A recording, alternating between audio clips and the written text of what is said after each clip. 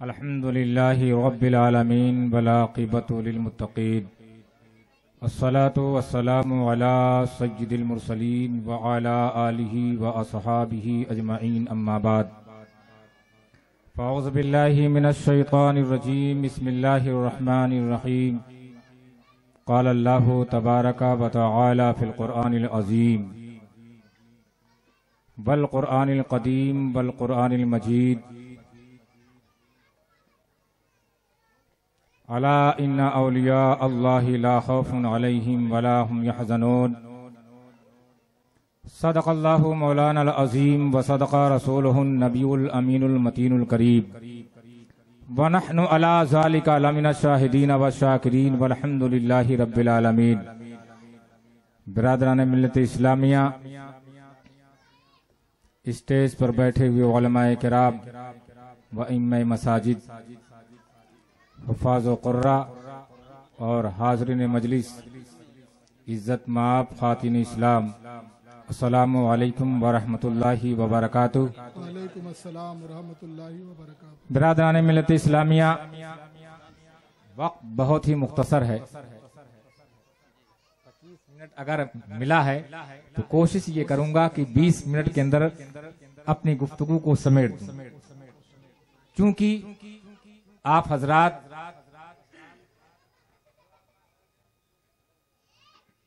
بخوبی ایسی شخصیت کو پہچانتے ہیں، جانتے ہیں، جن کی جو شخصیت محتاج تعارف نہیں ہے. حضرت علامہ ڈاکٹر آصف رضا سیفی صاحب قبلہ پرتاپ گڑھی، جو عاشق جنہیں عاشق غوث اعظم کہا جاتا ہے، وہ آپ کو جب آئیں گے اسٹیج پر تو اس طریقے سے بغداد کی سرزمین،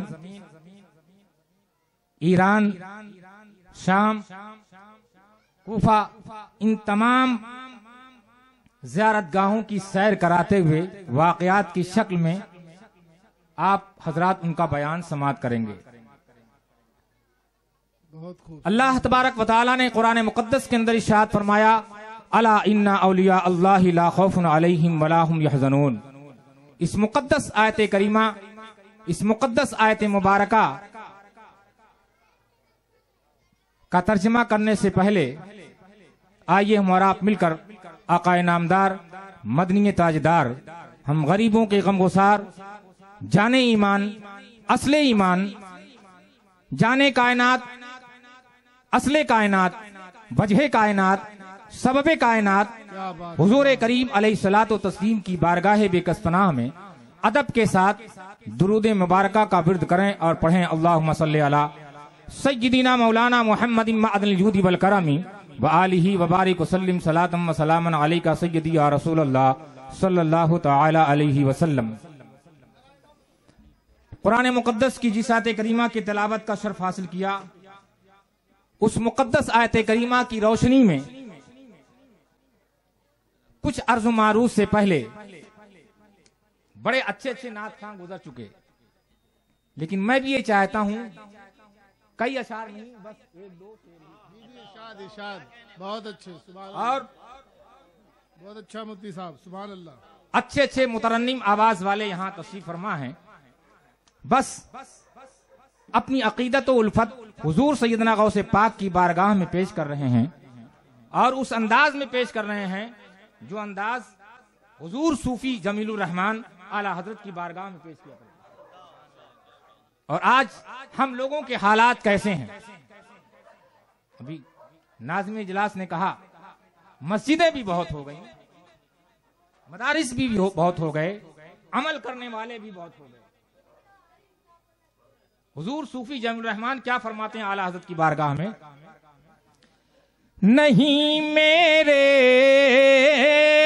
اچھے عمل غوث اعظم، نہیں میرے اچھے عمل غوث اعظم، مگر تم پہ رکھتا ہوں بل غوث اعظم، مگر تم پہ رکھتا ہوں بل غوث اعظم. نہیں میرے اچھے عمل غوث اعظم. اور اس شعر کو سماعت فرمائیں. یہ کوئی اور ارشاد بہت اچھے مفتی صاحب سبحان اللہ. کی بارگاہ کے شاعر ہیں اور ایسے شاعر اللہ اکبر کہ حضور سیدنا سرکار کی اعلیٰ حضرت کی بارگاہ میں وہ شاعری کیا کرتے تھے. اشعار بہت ہیں لیکن میں نے کہا تھا کئی اشعار نہیں, بس ایک دو جو ہے شعر ہی. وہ کیا فرماتے ہیں؟ تیرا دامن پاک مجھ سے, تیرا دامن پاک مجھ سے نہ چھوٹا, تیرا دامن پاک مجھ سے نہ چھوٹا, یہ ہے عمر کا ماحصل غوث اعظم,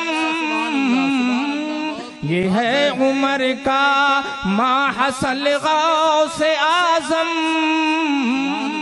آپ فرماتے ہیں کہ جتنی بھی عمر رہی باقی سب کی سب ساری عمر میں نے حضور غوث پاک کے بہت اچھے میں وابستہ رہا. اور ویسے بھی مشائخ علماء کرام کا یہ کہنا ہے ادب ہی ایک ایسی منزل ہے جو تمہارے ایمان کو محفوظ رکھتا ہے. اگر تم اپنے ماں باپ کے گستاخ ہوئے, پھر استاذ کے گستاخ ہوئے, پھر پیر و مرشد کے گستاخ ہوئے, اولیاء یہ گستاخی بڑھتی جائے گی, تمہارے ایمان کو عقارت کر دے گی, تمہارے ایمان کو عقارت کر دے گی. اچھے عمل ہیں نہیں, اچھے عمل ہے نہیں. یہ نماز اس بات کی ذمہ داری نہیں دیتی کہ ہمارا ایمان محفوظ ہے. مال ہے زکات دیا, اس بات کی حفاظت, اس بات کی ذمہ داری نہیں ہے کہ ہمارا ایمان محفوظ ہے. لیکن اگر غوث پاک کے دامن سے وابستہ رہے, ولیوں کے دامن سے وابستہ رہے, علماء مشائخ کے دامن سے وابستہ رہے, اپنی نسبت کو مضبوط رکھا, اپنے رشتے کو مضبوط رکھا, تو اس بات کی ذمہ داری ہے کہ آپ کا ایمان محفوظ ہے. ورنہ اس دور میں رافضی الگ اپنے ٹریک پر لے جانے کی کوشش کر رہا ہے, قادیانی الگ اپنے ٹریک پر لے جانے کی کوشش کر رہا ہے, وہابی الگ اپنی طرف کھینچنے کی کوشش کر رہا ہے, دہریہ اپنی طرف الگ لے جانے کی کوشش کر رہا ہے, کمیونسٹ والے اپنی طرف لے جانے کی کوشش کر رہے ہیں, نیچری اپنی طرف لے جانے کی کوشش کر رہے ہیں, احراری اپنی طرف لے جانے کی کوشش کر رہے ہیں, بوہری اپنی طرف لے جانے کی کوشش کر رہے ہیں, خواجہ اپنی طرف لے جانے کی کوشش کر رہے ہیں, وہابی دیوبندی اپنی طرف لے جانے کی کوشش کر رہے ہیں. ایسے عالم میں اگر ولیوں کے دامن سے وابستہ رہو گے تمہارا ایمان محفوظ رہے گا. یہ ایسے پر خطر اور المناک ہوا چل رہی ہے, ایسی ڈینجر اور خطرناک ہوا چل رہی ہے. سارے باطل فرقے کے لوگ مل کر اہل سنت والجماعت کے عوام کو اپنے طرف جو ہے کھینچنے کی کوشش کر رہے ہیں. ایمان محفوظ کیسے رہے گا؟ وہابی چاہتا آیا, آپ کو تھوڑا سمجھایا, ادھر چلے گئے. دیوبندی آیا, کچھ سمجھایا, ادھر جانے کی کوشش کیے. قادیانی آیا اور رافضی, خارجی, شیعہ, ان کو چھوڑ دیا جائے. اب تو ایک وبا ایسی پھیلی ہے جسے تفضیلیت کہا جاتا ہے. ہم اہل سنت والجماعت کو تفضیلیوں سے بھی محفوظ رہنا ہے. عقائد اہل سنت جو ہمارا ہے, مشائخ علماء اہل سنت نے جو ہمیں عقیدہ دیا ہے, اسی عقیدے پر ہمیں مضبوطی کے ساتھ قائم رہنا ہے. اور چاروں طرف سے دشمنان اسلام ہمارے عمل کے ساتھ ساتھ عقیدے کو برباد کرنے کی کوشش میں لگے ہیں. چاروں طرف سے یہ باطل کی ہوائیں چل رہی ہیں. یوں سمجھ لیا جائے ایک باغ ہے, اس باغ کے اندر پتے جھڑے ہوئے ہیں, گرے ہوئے ہیں, ہوائیں چل رہی ہیں. کبھی پورب سے ہوا چل رہی ہے, پچھم کی طرف جا رہی ہے, کبھی پچھم سے ہوا چل رہی ہے, پورب کی طرف جا رہی ہے, کبھی اتر سے ہوا چل رہی ہے, دکھن کی طرف جا رہی ہے, کبھی دکھن سے ہوا چل رہی ہے, اتر کی طرف جا رہی ہے. اب ایسے عالم میں جو پتے ہیں وہ اس باغ کے اندر اگر کہیں نالی ہے, کوڑا کرکٹ, گندگی جگہ ہیں, وہ پتے کبھی پورب سے آ کر اس گندگی میں گرتے ہیں, کبھی پچھم سے آ کر پورب کی گندگی میں گرتے ہیں.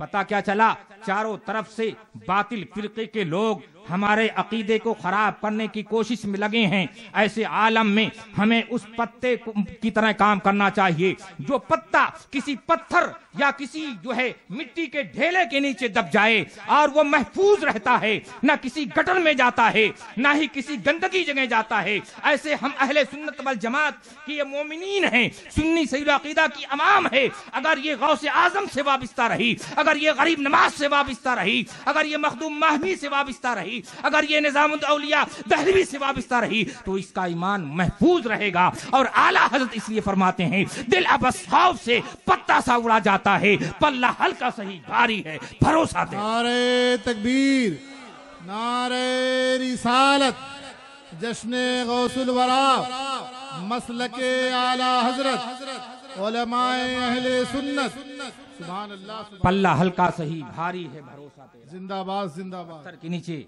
जैसे वो पत्ता दबकर महफूज रह जाता है, हो जाता है, ऐसे ही अगर हम किसी न किसी वली से, किसी न किसी ऐसे पीर से जो शरीयत का पाबंद हो, ऐसे पीर से नहीं जो लंबी लंबी लटें रखाने वाला हो, सिगरेट पे सिगरेट के साथ साथ चरस गांजे का आदी हो, ऐसे पीर से नहीं, औरतों से पैर दबवाने वाला हो, ऐसे पीर से नहीं, जिनके अंदर जो शरायत वलमा मशाइख ने, फुकहा ने बताया है, उस शरीयत के जो है कवानीन के मुताबिक अगर वो पीर है, उस पीर के दामन से वाबस्ता रहेंगे, आपका ईमान महफूज रहेगा।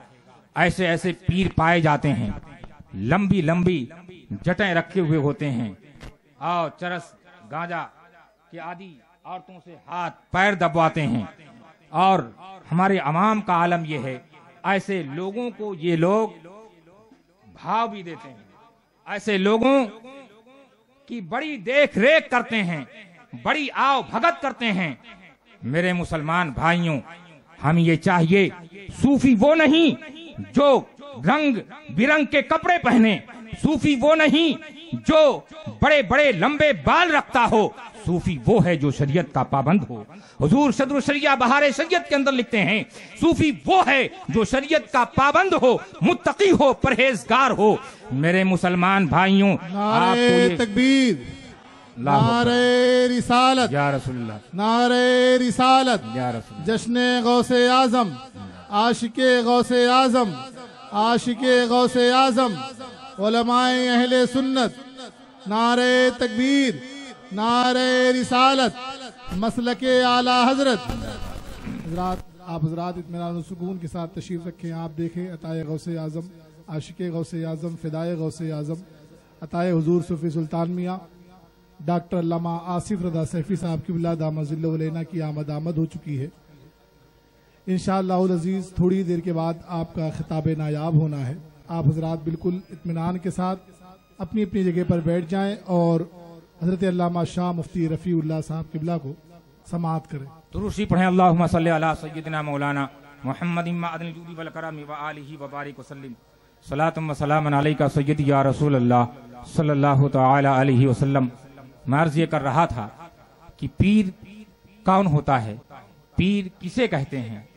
आज हमारे महल्ले में, गलियों में, शहरों में ऐसे पीर घूमते हैं, अल्लाह अकबर, अफसोस सद अफसोस। और ऐसे लोगों, जैसे आज के दौर में ये वबा फैली है, अंधा भक्त, तो ऐसे कुछ अंधे भक्त हैं जो शरीयत के पाबंद नहीं हैं, ऐसे लोगों को भी अपना पीर बना लेते हैं। अल्लाह ताला हम लोगों को ऐसे लोगों से दूर रहने की तौफीक रफीक अता फरमाए।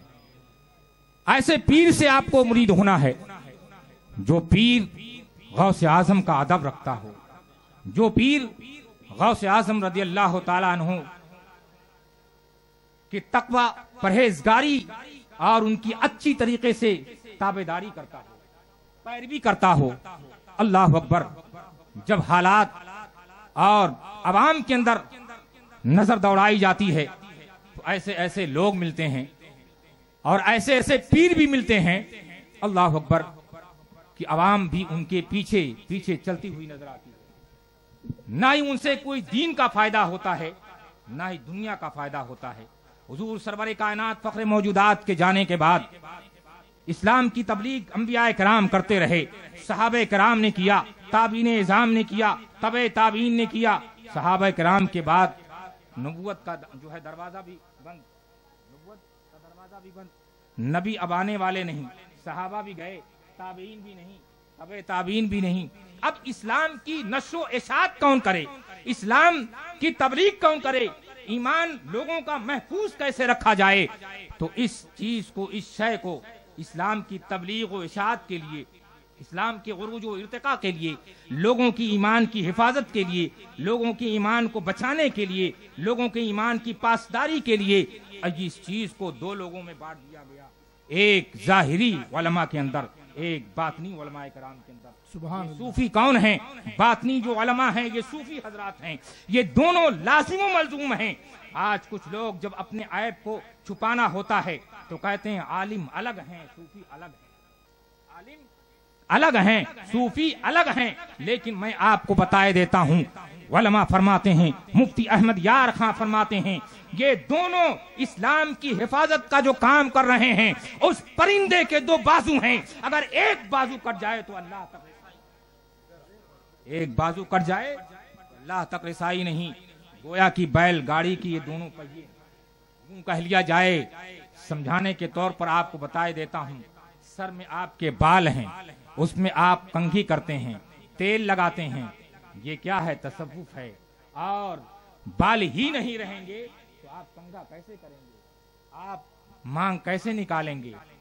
آپ پہ جب بال ہی نہیں ہوں گے، پتا کیا چلا؟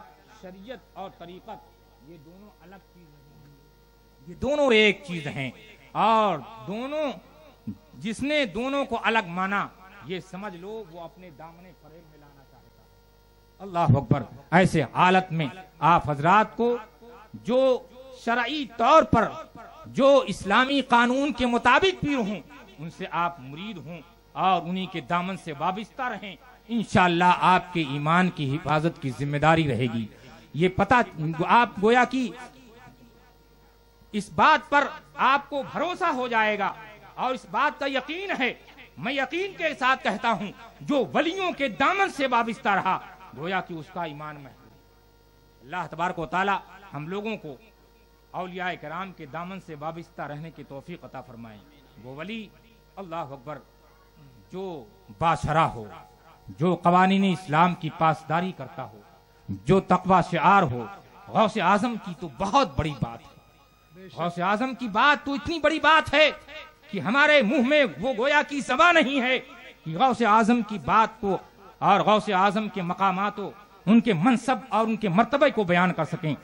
آپ کے سامنے انشاءاللہ ثم رسول، اللہ نے چاہا پھر رسول اللہ نے چاہا تو ڈاکٹر علامہ آصف رضا سیفی صاحب قبلہ آپ کو واقعات کی شکل کے ساتھ ساتھ مشاہدے کی شکل میں، معائنے کی شکل میں آپ کو وہاں کی سیر کرائیں گے۔